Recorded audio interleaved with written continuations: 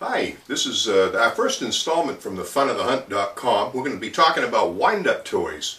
And part of the premise of the website and our goal is to provide information on values and ages and give you the tools you need to look it up. So we've got a whole table full of what I think is one of the fun parts of life. When I was growing up, it was a simpler time, it was an easier time, and these were all wind-up toys. Wind-ups were actually go back to the late 1800s. They were very, very expensive back then. Only the elite could afford them. Most people back then had wood toys. And then toys went from that into cast iron. World War I came along, and when that ended, we got into a lot of what was called clockwork toys, primarily from Germany and the UK and Europe. Again, they were pretty expensive, but they were pretty cool. They had a lot of actions. A few of the toys I'm going to show you in a little bit are based on clockwork, but after World War II, that's when wind-ups really exploded, and they run across the gamut as far as what they do. They're fun. They're guaranteed to put a smile on your face, as they did when we were children back then.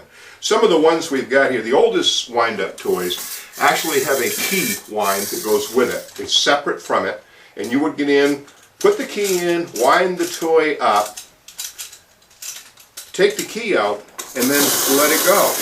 This particular one is a cat called a rollover cat. It was made in Japan right after World War II. And it likes to roll over, run for a little bit, and then have a ball that goes with it, rolling in front of it. They made a lot of different variations of this from about 6 different manufacturers. And they were very popular in the late 40s and early 1950s. One of the other toys that was quite popular, again with a key wind back then, most of these were made in Japan. This one was actually a clockwork toy, and it was a clone of a couple of German companies that made very sophisticated clockwork toys. And this was made in the late 1940s in occupied Japan. It's called a walking bear. Once we take this out, you'll see the difference in the action on this bear. It is very elaborate versus what they came out with a little later on. It moves his head back and forth. Each leg moves individually. It's a really sophisticated little toy. And these, again, the box, I'll show you a close-up of this in a little bit, was made in occupied Japan, late 40s into early 1950s. And this toy was made for about 10 or 15 years after that. It was a very popular toy. This is the first version of it that came out. Subsequent versions didn't have the clockwork mechanism. They simply had legs that moved, and they weren't quite as sophisticated as this little toy.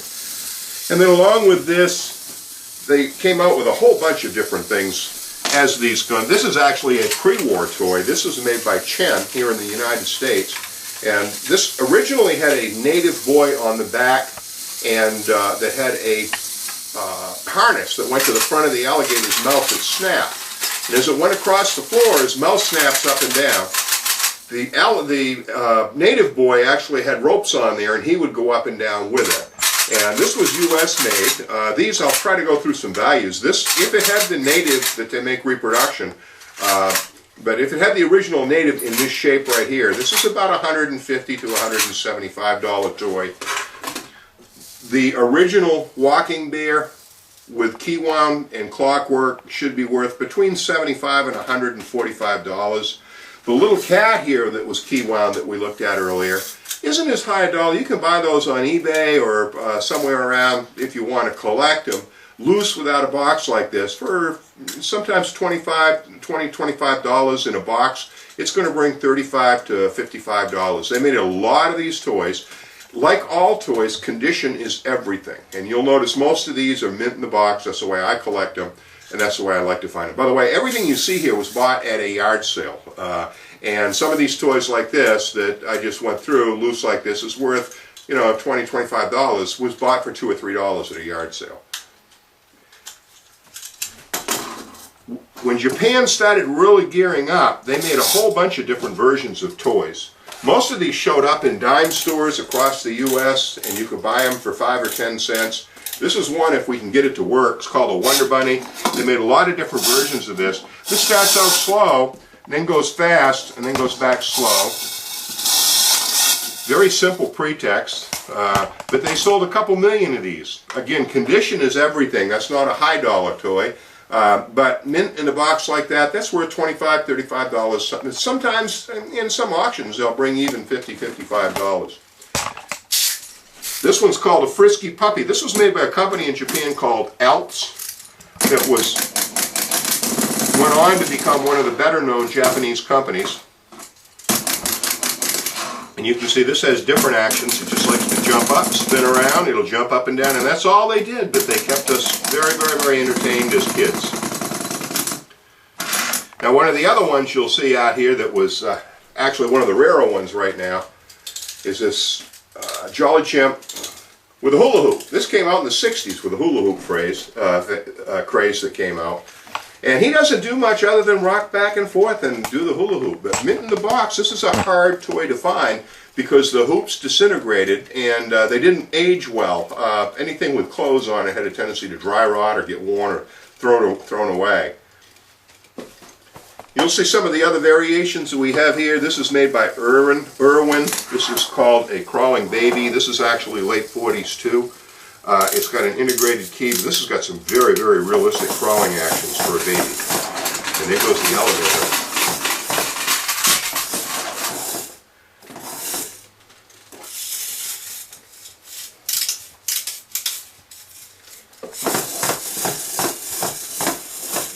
This Irwin baby is worth probably in the box like that about $40, $45, absolutely mint condition.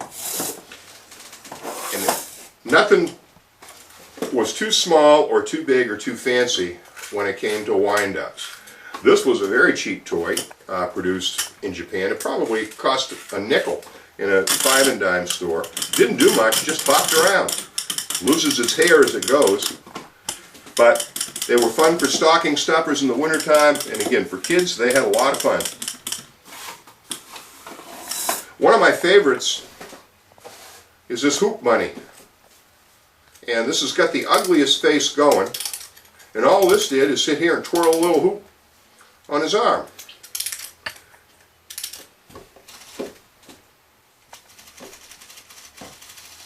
We can get it to work here. There it goes. It came with an extra hoop because they got worn off, but this and the Charlie Chimp hula hoop monkey got along really well. They were best of friends. If you wanted to dance and you were a little lady, we actually had wind-up dolls for that too. This one again was Japan. This is from the early 50s, called a dancing doll.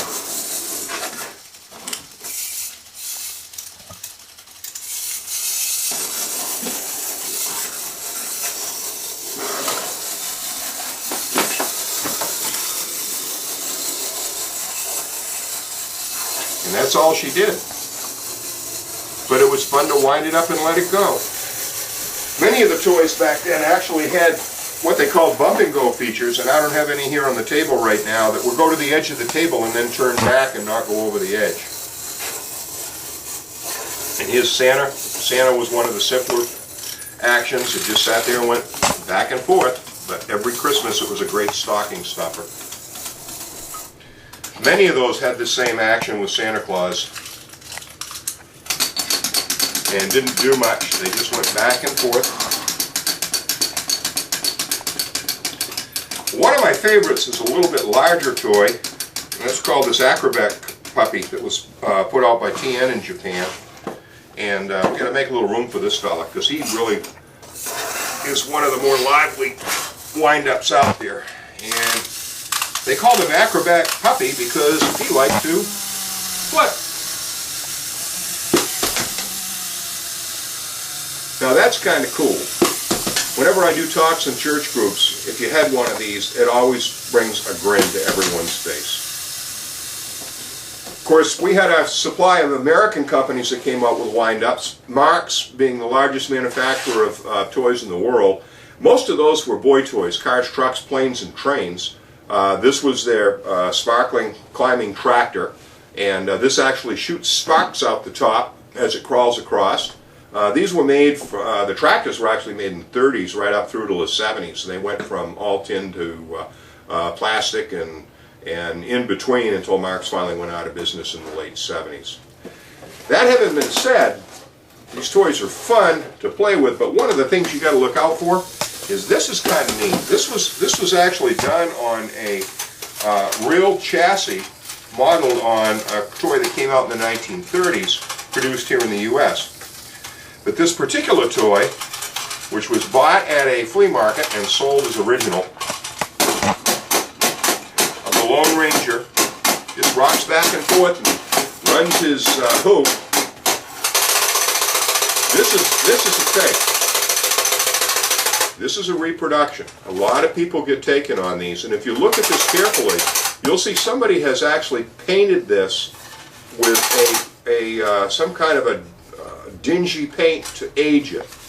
The giveaway is when you look underneath. If you try to wash it, it won't wash off. This buyer actually was selling this as an original early Lone Ranger toy, which is a $200 or $300 toy.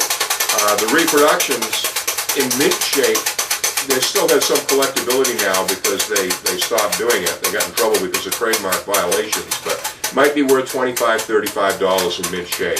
Once they've been aged like this, they're a novelty. They show what the toys used to do, but they have no value to collectors. So that's it on our wind-ups. Next thing we'll do somewhere along the way in the next week or two here is on battery operated, and our goal is to show you a whole bunch of these toys, show you what they do, come up with some sort of value, and tell you the goods and the bads, and like this, what to watch out for. So we're going to do a few close-ups here, and we hope you all have any questions. Visit our website, shoot us a line, and enter our trivia contest where we're giving something away every week. Have a great night.